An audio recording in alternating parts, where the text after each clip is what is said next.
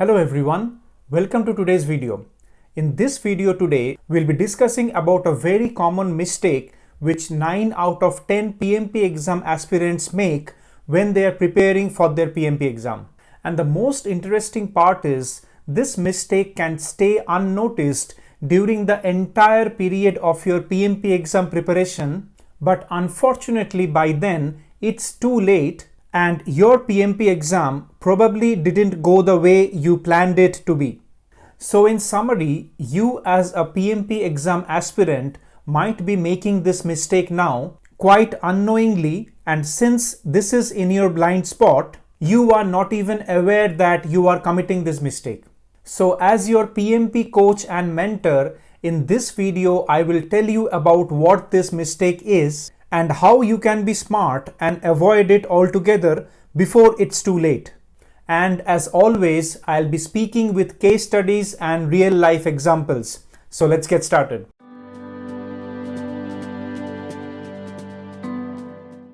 Okay, so let's start with an exam experience of a PMP aspirant just like you. Have a look at this snippet. This is a snippet from a social media post by one of the PMP aspirants like you. Now, if you see closely, these are the results of the mock exam scores for this candidate. An average of above 80%, right? However, in spite of having such great mock scores, the candidate failed the exam. Now, let me know in the comment section below what you feel went wrong with this candidate, okay? I would love to read your inputs about this. Now moving on, let's look at a second example. Another snippet from the social media post of a PMP exam aspirant just like you. If you notice here as well, this candidate was also scoring fairly well in the mocks, right? An average score of about 75% is not bad at all. Then what really went wrong? Now I'm sure guys, you can see a pattern which is coming out from these examples. And this is a big mistake a lot of PMP exam aspirants often make when they're preparing for their PMP exam. And that is to estimate their score or performance in the PMP exam based on their score or performance in the mock simulators. Now, I really can't emphasize enough how common this mistake is, guys, and how suicidal this mistake can become for you by staying in your blind spot for the entire span of your exam preparation until reality strikes you in the examination hall on the exam day. So when you are practicing from PMP mock simulators during your exam preparation, be very careful and cognizant about this fact, guys, okay? Mock scores are not meant to be estimation tools to forecast your actual exam score or performance, okay? Your mock simulator scores are not meant to give you a huge sense of accomplishment if you score well in them, nor they are meant to massage your ego as a great exam taker, okay? And conversely guys, neither they are meant to make you feel as a loser if you score poorly in them. For example, if you are scoring about 60% in your mock simulators, there is no reason to believe that you will not pass the PMP exam, okay? Want some live proofs about this statement? Okay, here we go. Take a look at this snippet. This is one of the public reviews of my mock simulator on Udemy, and if you notice, Sarah scored an average of 54% on her first attempt with this mocks, and interestingly, in spite of her low mock scores, she passed with an above target on every category in the final exam. Here is another example. This aspirant also was scoring between 55 to 70% in the mock exams, and yet the candidate passed the final exam, right? Now, if you still don't believe me, here is another example. Take a look at this. These were the scores of Harin in the practice tests, and you can see the final results here, guys. Above target in all the domains with a final score at the highest percentile. Now, I'm sure guys, you will find such examples in the market, not only with my mock simulator, but also with other good quality mock simulators. Now, the question here is guys, how do you explain this dichotomy? On one hand, you have such examples, candidates scoring over 70 to 80% in their mocks and failing the actual exam. And on the other hand, you have candidates like Sarah and Harin scoring between 60 to 70% in their mocks, but still passing the exam successfully? The answer to this lies in the fact that how you choose to interpret your mock scores. As I already mentioned, guys, mock scores are not meant to be estimation tools to forecast your actual exam scores, okay? They are not meant to boost your ego if you score well or to demotivate you completely if you score less.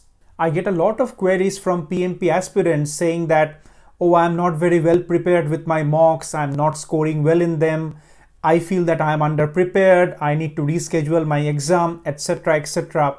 And on the other hand of the spectrum, I also get comments from aspirants like, I'm scoring like above 80%, above 85% in mocks. Ray, am I ready to take the exam? Now, I hope you understand, guys, how pointless this whole thought process is, right? And I have shown you live proofs.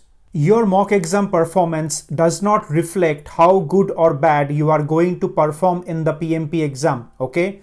Just like if a batsman is doing well in the net practice, it does not guarantee that he will score a century or even a half century in the final match, right?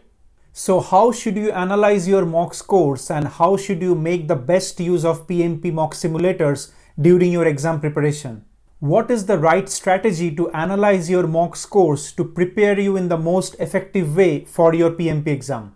So I will speak about 3 simple tips to explain this, guys, which will not only change the way you look at your PMP exam mock scores from now on, but also these are some practical tips which you can start implementing immediately right from today to prepare yourself effectively for the PMP exam. And by the way, if you have liked the video till now, please make sure you press the like button and subscribe to my channel.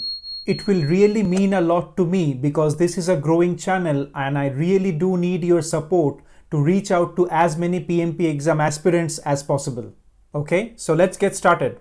Tip number 1, focus on your mock simulators to identify your knowledge gaps and study those specific topics or concepts again and again. Do not chase a score and keep on writing mock after mock after mock to hit that score, okay?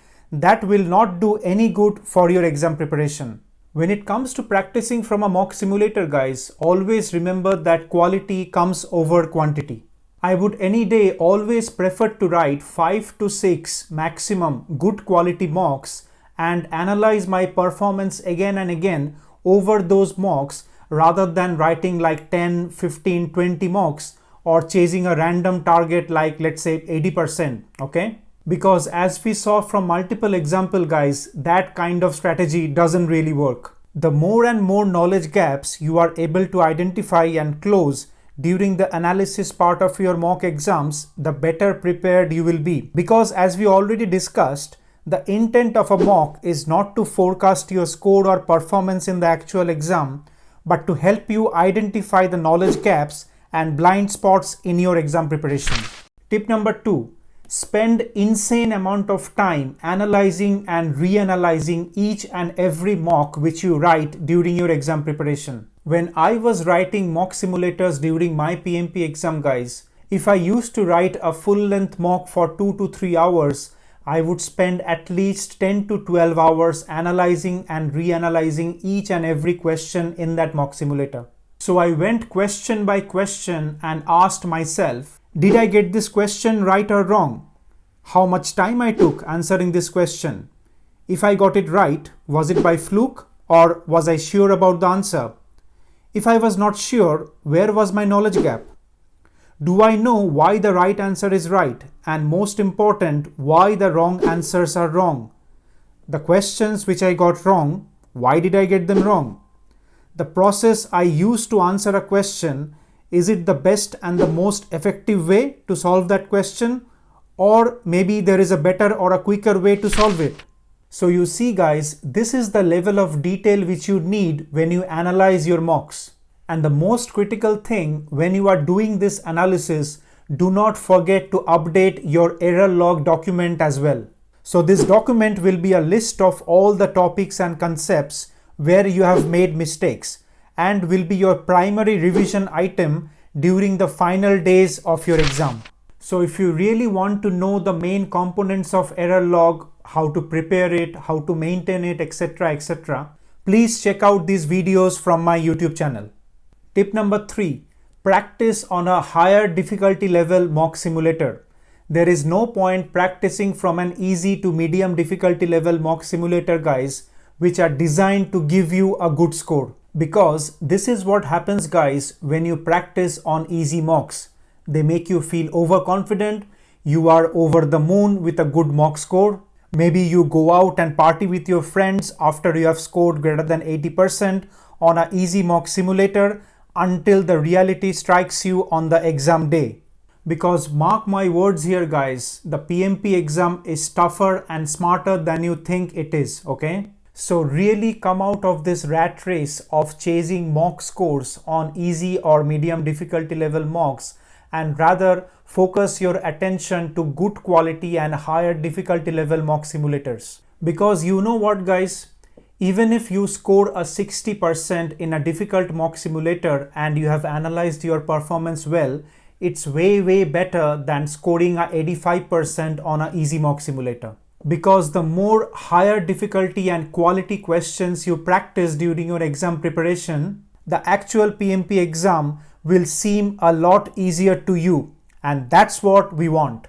Now I am sure that you are smart enough to scout the market and find out those mock simulators which meets the criteria as we discussed, okay? So I leave that decision to you. So I hope you liked the video. Thank you for watching and I'll see you again in the next video.